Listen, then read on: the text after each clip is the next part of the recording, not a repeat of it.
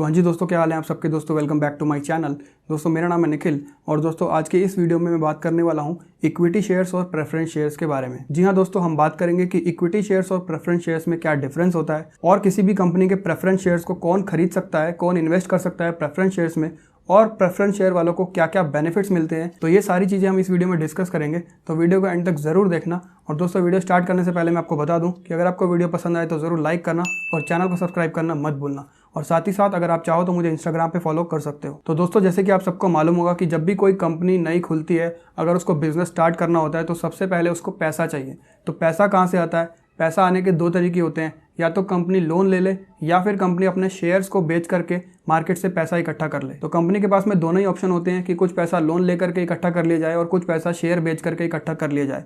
अब कंपनी क्या करती है कि अपने 51% शेयर तो अपने पास ही रखने होते हैं और बाकी का जो हिस्सा होता है उसमें से कुछ इक्विटी शेयर बना दिए जाते हैं और कुछ प्रेफरेंस शेयर बना दिए जाते हैं। अब प्रेफरेंस शेयर जिसके पास में होता है, तो जैसे कि नाम से ही जाहिर है कि उस इन्वेस्टर को प्रेफरेंस दी जाती है कुछ इक्विटी शेयर्स के मुकाबले। तो सबसे पहले बात करते हैं यहाँ पे डिविडेंड की, कि इक्विटी शेयर्स में जो डिविडेंड होता है वो फिक्स नहीं होता है। जब प्रॉफिट होता है उसके हिसाब से डिविडेंड डिसाइड होता है, लेकिन यहाँ पे जिसके पास में प्रेफरेंस शेयर होते हैं उनका डिविडेंड फिक्स्ड होता है। तो पहला मेजर डिफरेंस तो यही होता है इक्विटी शेयर और प्रेफरेंस शेयर्स में। और अगर किसी केस में कंपनी बंद हो रही है, वाइंड अप हो रही है, तो कंपनी की सारी एसेट्स और सब कुछ बेच करके इन्वेस्टर्स को पैसा लौटाया जाता है, तो उसमें भी प्रेफरेंस शेयर वालों को प्रेफरेंस दी जाती है। पहले प्रेफरेंस शेयर वालों का पैसा लौटाया जाता है, उसके बाद इक्विटी शेयर्स वालों का नंबर आता है अगर पैसा बचा तो दूसरा मेजर डिफरेंस भी आपको पता चल गया इक्विटी शेयर और प्रेफरेंस शेयर्स में। अब बात करते हैं यहाँ पे ट्रेडिंग की, कि इक्विटी शेयर्स की आप ट्रेडिंग कर सकते हो लेकिन प्रेफरेंस शेयर्स की आप ट्रेडिंग नहीं कर सकते। यहाँ पे शेयर मार्केट में प्रेफरेंस शेयर्स को कुछ अलग ही लोग खरीद सकते हैं। जैसे कि टाइप्स ऑफ बायर्स की बात करूं कि कौन इक्विटी शेयर में इन्वेस्ट कर सकता है और कौन प्रेफरेंस शेयर में इन्वेस्ट कर सकता है, तो इक्विटी शेयर में आपको मालूम है कि रिटेल इन्वेस्टर इन्वेस्ट कर सकते हैं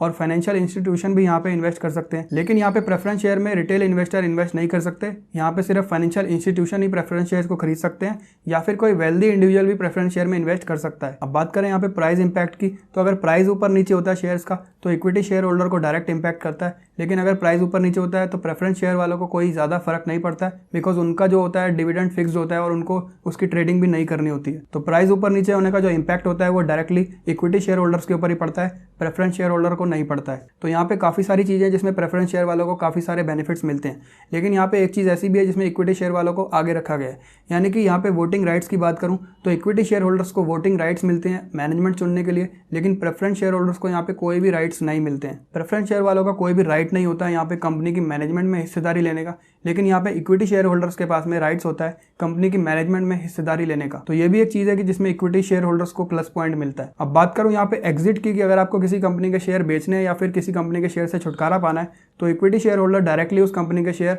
बेच सकते हैं, ट्रेड कर सकते हैं, लेकिन प्रेफरेंस शेयर होल्डर जो है उस कंपनी के शेयर डायरेक्टली बेच नहीं सकते, ना ही ट्रेड कर सकते हैं। कंपनी उसको बायबैक कर सकती है या फिर कन्वर्ट कर सकती है इक्विटी शेयर्स में। वैसे तो कंपनी इक्विटी शेयर्स को भी बायबैक कर सकती है, लेकिन प्रेफरेंस शेयर वालों के पास यहाँ पे दूसरा ऑप्शन नहीं होता है, सिर्फ उनके पास में एक बायबैक का ही ऑप्शन होता है कि कंपनी उन शेयर को बायबैक कर ले या फिर कन्वर्ट कर दे इक्विटी शेयर्स में। तो दोस्तों यही मेजर डिफरेंस होता है इक्विटी शेयर्स में और प्रेफरेंस शेयर्स में। मुझे उम्मीद है कि आपको डिफरेंस समझ में आ गया होगा, और अगर आपको वीडियो ये पसंद आए तो ज़रूर लाइक करना, चैनल को सब्सक्राइब करना मत भूलना। मैं मिलता हूँ आपसे अगली और इंटरेस्टिंग वीडियो, तब तक के लिए टेक केयर।